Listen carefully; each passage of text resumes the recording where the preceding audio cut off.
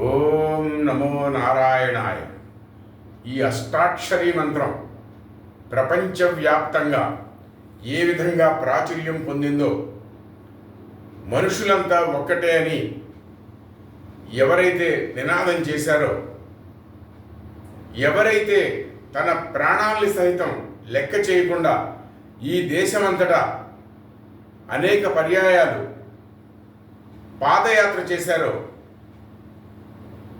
ఈనాడు ఎంతో వైభవంగా విరాజిల్లుతున్నటువంటి తిరుమల తిరుపతి దేవస్థానములు, ముఖ్యంగా స్వామివారి తిరుమల ఆలయం, ఆనంద నిలయం ఎవరైతే ప్రాచుర్యం వచ్చేలా తీసుకొచ్చారో, ప్రపంచవ్యాప్తంగా ఈనాడు హిందువులందరికీ ఒక ఇష్టమైన, సుందరమైన, వైభవమైన, ఎన్నో ఆస్తులు కలిగిన ఒక దేవాలయంగా ఉండటానికి పునాది వేశారు. ఆ మహనీయుడు, ఆ యోగి, ఆ విశిష్టాద్వైత స్థాపనకు, దాని వైభవానికి కృషి చేశారు వారే ఆచార్య రామానుజులు. వారి యొక్క తిరునక్షత్ర శుభాకాంక్షలు ప్రపంచవ్యాప్తంగా ఉన్నటువంటి హిందూ బంధువులందరికీ. మరి వీరి గురించి తెలుసుకోవాలంటే, వారి అడుగుజాడల్లో నడవాలంటే మనం కొంత చరిత్ర తెలుసుకోవాల్సినటువంటి అవసరం ఉంది. ఈనాడు కోదండరామస్వామి ఆలయం, గోవిందరాజస్వామి ఆలయం, కపిలతీర్థం, తిరుచానూరు, శ్రీనివాస మంగాపురం, ఎన్నో కళాశాలలు, ఎన్నో వైద్య విద్యాలయాలు, ఇవన్నీ కూడా తిరుమల తిరుపతి దేవస్థానం నిర్వహిస్తోంది. మనం ఆలోచన చేసినట్లయితే, చరిత్ర పుటల్లోకి వెళ్ళినట్టయితే, ఎప్పుడో 1800 సంవత్సరాల్లో, 50 ఏళ్ళలో ఎప్పుడో బ్రిటిష్ వాళ్ళు ఎండోమెంట్స్ యాక్ట్ తీసుకురావడం జరిగింది. కానీ తిరుపతి అనే పట్టణాన్ని ఆ మహానుభావుడు రామానుజుల వారు, ఆచార్య రామానుజుల వారు గోవిందరాజస్వామి ఆలయాన్ని నిర్మాణం చేపట్టి, అప్పటి నుండి తిరుపతి పట్టణం, నేడు నగరం పునాదులు వేయటం జరిగింది. మరి అటువంటి మహనీయుడు చేసినటువంటి గొప్ప కార్యక్రమాలకి మనం అందరం ఒక ఆలోచన చేయాలంటే,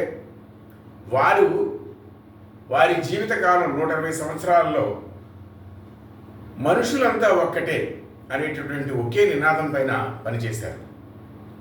గోపురం ఎక్కి అష్టాక్షరీ మంత్రం ఓం నమో నారాయణాయ అని వారు చెప్పినప్పుడు, వారి గురువు గారు, ఏమిటి నాయనా, ఇది అత్యంత రహస్యం కదా, నువ్వు ఎందువలన ఈ రకంగా చేశావు అని అంటే, వారు ఒకటే సమాధానం చెప్పారు.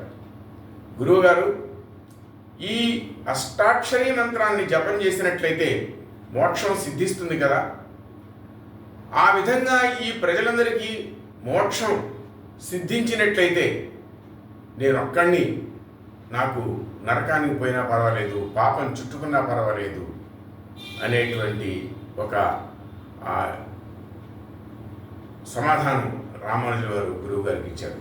దీన్ని బట్టి మనం ఆలోచన చేయవలసింది ఏంటంటే, మీరు భగవద్గీతలో చూసినా, విష్ణువుకు సంబంధించినటువంటి ఏ విషయాన్ని పరిశీలించినా, మంత్రపుష్పం చదివినా ఒకటే తెలుస్తుంది. ఏకో విష్ణు. విష్ణు అంటే ఎవరు? అసలు ఒకటే విష్ణువు. సరే, విష్ణు అంటే ఎవరు? సర్వవ్యాపి అని అర్థం. అంటే పదంలో, పదార్థంలో, ప్రాణిలో, అన్నిట్లో కూడా ఉండేటువంటి వారే శ్రీ మహావిష్ణువు. అందువల్ల ఇటీవల మన జనజీర స్వామి వారు కూడా వైష్ణవ్ అంటే కమ్యూనిజం అని చెప్పారు. అంటే సర్వే జనా సుఖినో భవంతు, లోకా సమస్త సుఖినో భవంతు అనేటటువంటి ఒక కాన్సెప్ట్ని వైష్ణవం ప్రచారం చేస్తుంది. అటువంటి పరంపరలో ఆచార్య రామానుజుల వారు ఈ దేశమంతా తిరిగి ఎంతో కృషి చేశారు, ఎన్నో గ్రంథాలు రచించారు.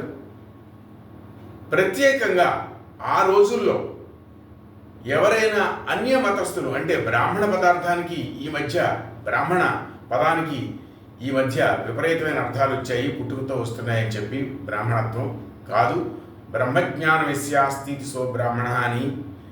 అదేవిధంగా బ్రాహ్మణులు వారి యొక్క ప్రవర్తన వలన అవుతారు తప్ప వేరే కాదని చెప్పి కూడా మనకి తెలుస్తూ ఉంది.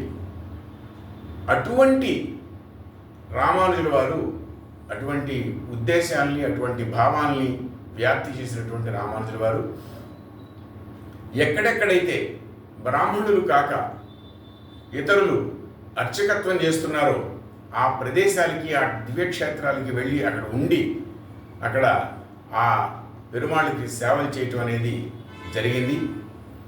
అదేవిధంగా రామానుజుల వారి పరంపరలో రామానుజుల వారి యొక్క శిష్యరికంలో అనండి, లేదా వారిని అనుసరించి తదుపరి అన్నమాచార్యులు గారు, మనందరికీ తెలియని విషయం ఏమంటే అన్నమాచార్యులు గారు ఆచార్యులు గారు కాదు, అన్నమయ్య గారు వారికి ఆచార్యత్వం కన్ఫర్ చేశారు. వారు రామానుజుల వారి అనుయాయులు. అన్నమాచార్యులు వారు, బ్రహ్మనాయుడు గారు, అదేవిధంగా ఇంకా తరిగొండ వెంగమాంబ గారు, ఇటీవల కాలంలో మరి అంబేద్కర్ గారు, ఈనాడు రాజ్యాంగాన్ని రచించినటువంటి అంబేద్కర్ గారు మహనీయులు రామానుజులు వారి ఆచార్య రామానుజుల వారి నుండి ఎన్నో విషయాల్ని సేకరించినట్టుగా మనం అదంతా చదివినట్టయితే అర్థమవుతుంది. అటువంటి రామానుజుల వారి తిరునక్షత్రం ఈరోజు మనం అందరం జరుపుకుంటున్నందుకు చాలా సంతోషంగా ఉంది.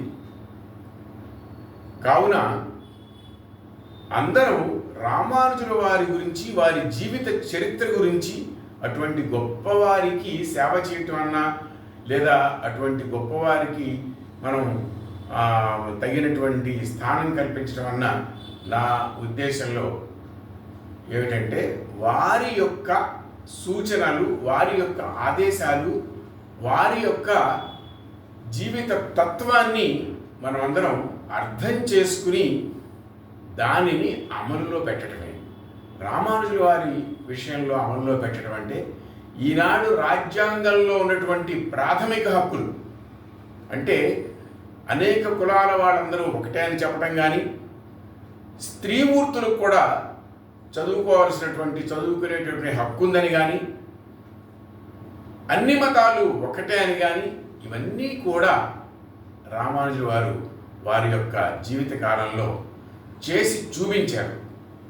నేను గర్వంగా చెప్తాను, ఈనాడు ఫండమెంటల్ రైట్స్కి, రాజ్యాంగంలో, భారత రాజ్యాంగంలో ఉన్నటువంటి ఫండమెంటల్ రైట్స్కి పునాది ఏదన్నా వేశారంటే ఆ మహనీయుడు ఆచార్య రామానుజుల వారు. కాబట్టి మనందరం కూడా వారిని అనుసరించాల్సినటువంటి అవసరం ఉంది. అప్పుడే మన హిందూ మతాన్ని ప్రపంచవ్యాప్తంగా మనం ముందుకు తీసుకువెళ్ళగలము. కానీ దురదృష్టవశాత్తు మనం ఇటీవల కాలంలో చూసినట్లయితే మరి దేవాదాయ ధర్మాదాయ శాఖ చాలా దుర్మార్గంగా ఉందని చెప్పి మనం చెప్పక తప్పదు. ఎందువల్లంటే, ఒక తడవ కనకదుర్గ అమ్మవారి ఆలయంలో అనేక మంది భక్తులు చనిపోతారు. వారిపైన అటువంటి సంబంధిత అధికారులపైన కానీ, మంత్రులపైన కానీ ఎవరైతే దానికి వారు చేయవలసినటువంటి పనులు చేయలేదో వారి మీద ఎటువంటి చర్యలు తీసుకున్నారో ఇంతవరకు మనకేం తెలియదు. అదేవిధంగా మొన్న ముక్కోటి ఏకాదశి, అదేవిధంగా నిన్నగాక మొన్న సింహాచలం అప్పన్న ఆలయం. ఎంత అన్యాయం అండి! మనకి చరిత్రలో ఎంతోమంది రాజులు, చక్రవర్తులు హైందవ మతాన్ని పెంచి పోషించితే ఇప్పుడున్నటువంటి అధికారులు కనీసం వారు చేయవలసినటువంటి రక్షణ చర్యలు ఏమీ తీసుకోకుండా ఉన్నారు. ఈ రోజున ఆచార్య రామానుజుల వారి తిరునక్షత్రం రోజున ప్రపంచవ్యాప్తంగా ఉన్నటువంటి హిందువులందరం కూడా మనం ఈ విషయాలను ఆలోచించాలి. వారి మార్గంలో మనం నడిచి హిందూ మతాన్ని మనం రక్షించుకోవాల్సినటువంటి అవసరం ఉంది అని చెప్పి మీ అందరికీ మనవి చేస్తూ మరొకసారి ప్రపంచవ్యాప్తంగా ఉన్నటువంటి హిందువులందరికీ అనేక మంగళాశాసనాలు తెలుపుతూ సెలవు తీసుకుంటున్నాను. శ్రీమతే రామానుజాయ నమః.